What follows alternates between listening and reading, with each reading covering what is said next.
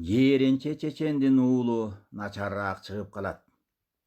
Оозгер жакшы, хан жакшы, катын жакшы, эр жакшы дечи эле.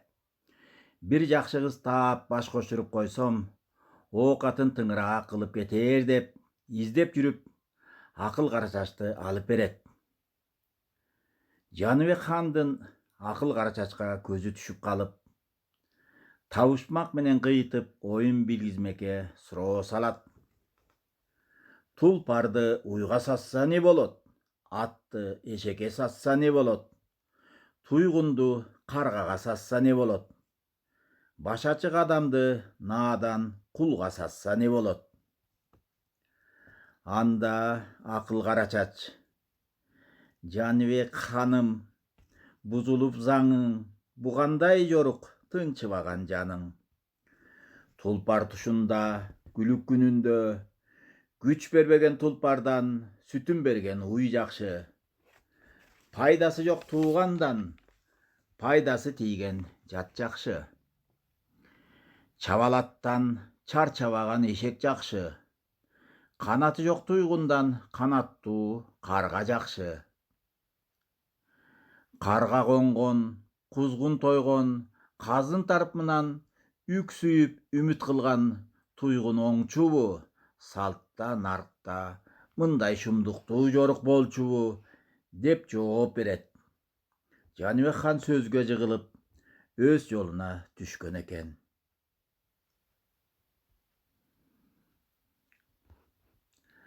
Адамды ойлонтууга, ой толгоого, сезимди өйдө төмөн көтөрүүгө, акылдын багытын тактоого ар түрдүү себептер түрткү берет.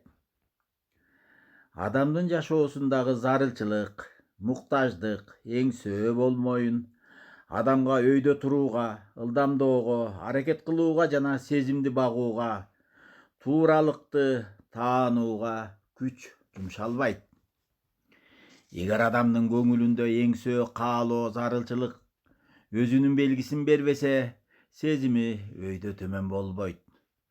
Ошондуктан ар бир себеп адамды кыймылга, аракетке, өсүүгө, өркүндөөгө же пастап ылдыйлоого, чөгүүгө түрткү берет.